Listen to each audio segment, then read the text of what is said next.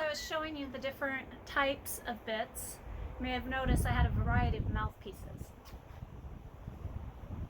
I'm going to start with this one, which one would consider a relatively mild mouthpiece. Alright, this is a Happy Mouth. It's a molded plastic. It's got a cable in it, so it's pretty strong. Okay, it's very flexible. So when you put that into a horse's mouth and you pull back on the reins, there's a little bit of give in it. Okay, so one would consider something like this a fairly soft bit inside the horse's mouth. Okay, it lays on the tongue and it puts tongue pressure and pressure on the bars of the mouth, which is the lower corner, and also the corner of the lips. Okay. Okay, this is also referred to as a mullen mouth. A mullen is a one-piece mouth. One solid piece of either metal or plastic or rubber. We're back to this lightweight loose ring. Again, it's got a single joint in the center. You pull back on it, you still get that sort of pinchy effect. One thing about a loose ring though is because it slides, a horse can lift it with its tongue a little bit more. So, you know, as you're using it, the horse can play with it a little bit more. So if you have a horse with a more active tongue, this might be a better bit for them than one with a solid cheek piece like an egg butt or a full cheek. Again, same type of mouth lead, kind of medium weight metal, it's solid, whereas the loose ring, this one was very light. It's hollow, so it's very lightweight. So if the horse wants to lift it with its tongue, it's very easy to do. This one, medium weight, solid metal. Put it in the horse's mouth. Again, you pull back on the reins, you get that little bit of a, they call it a nutcracker effect of the single joint. Okay, so as this lays on the horse's tongue and you pull back, it's just going to put more tongue pressure. With these small rings, it doesn't move a lot in the mouth this way.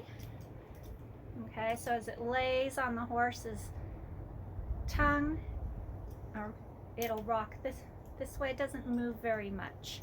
And then as you pull back, just that little bit of a nutcracker effect, so that's pulling on the horse's, or pushing against the horse's tongue. And then, like I said before, the full cheek pieces keep it from sliding through the horse's mouth. I'm just going to come back to this one for comparison. Bigger ring than the full cheek. Okay, so you can see egg butt has a bigger ring. And because it has a bigger ring, when you use it on your reins, it's got a little more play in it. Bring it back to the loose ring. The rings move, so the bit actually lays in one place relative to the ring.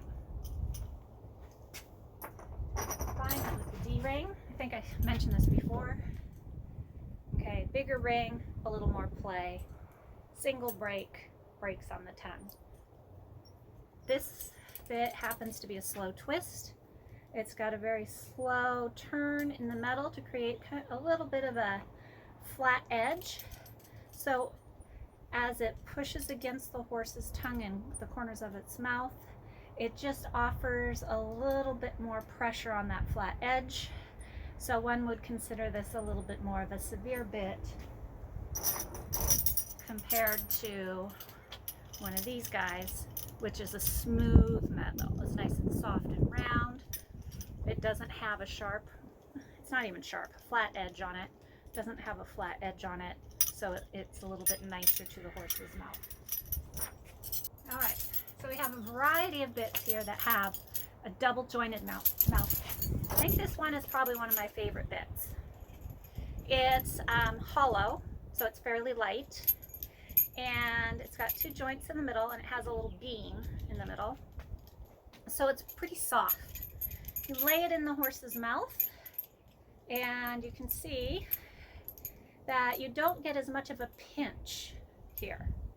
Okay, it distributes the weight a little bit more over the tongue, over a greater area, and not in one place, like with the single joint. You notice single joint, I pull back, it's pinching my index finger.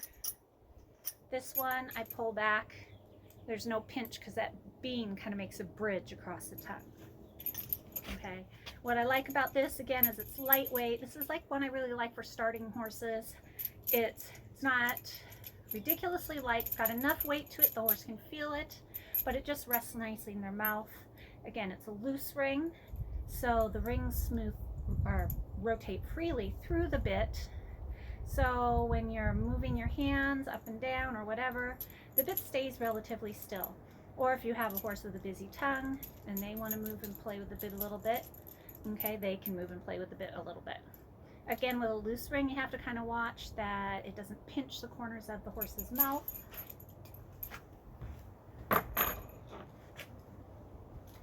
You can get bit guards for your horse. This bit actually came with these bit guards, but you can also buy rubber discs that you can slide over.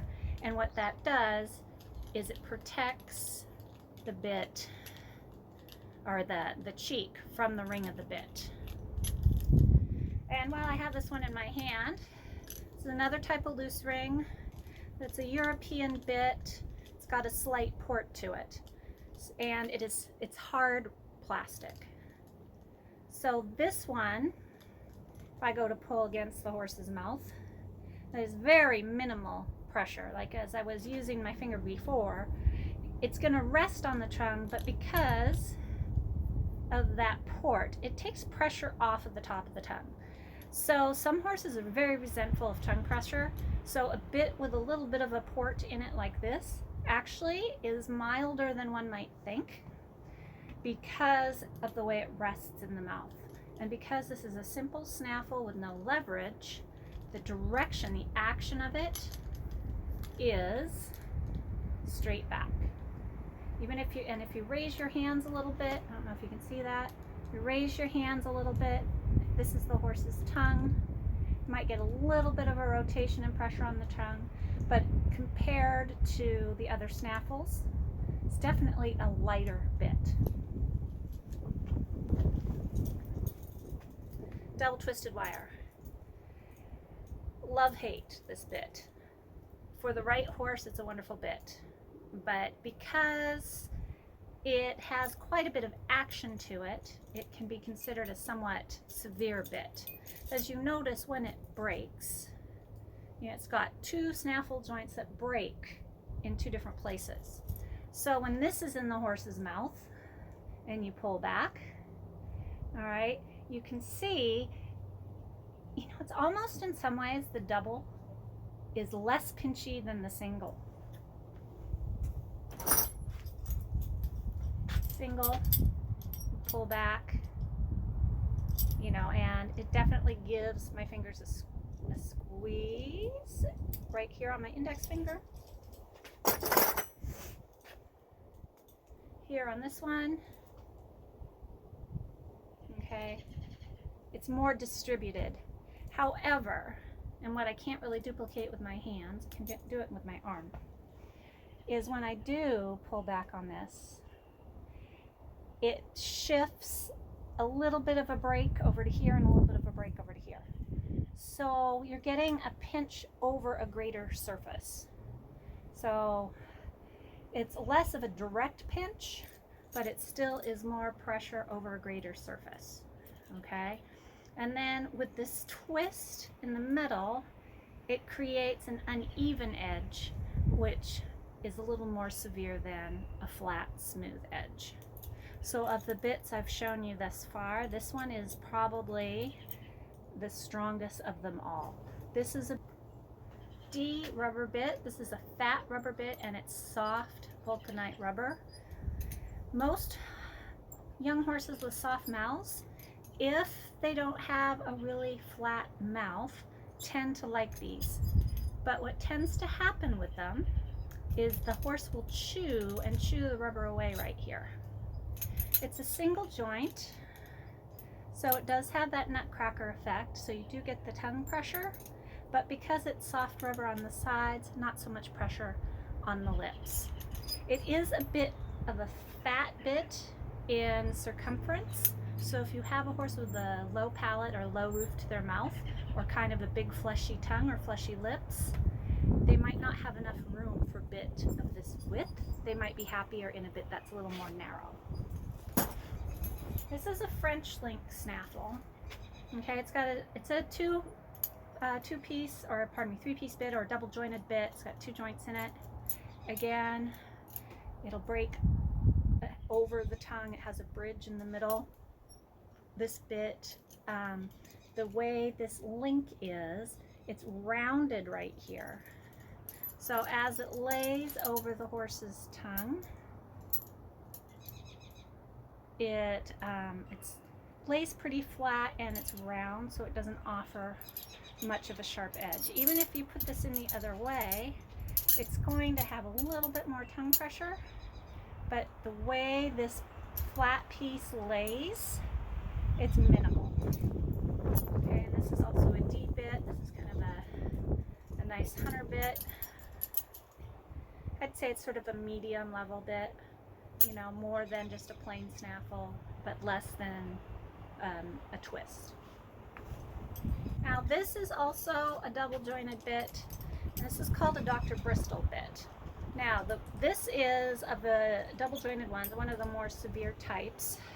It's got a big square, big rectangular piece in the middle, and as it lays on the tongue, and you pull it out, it's kind of an orangutan.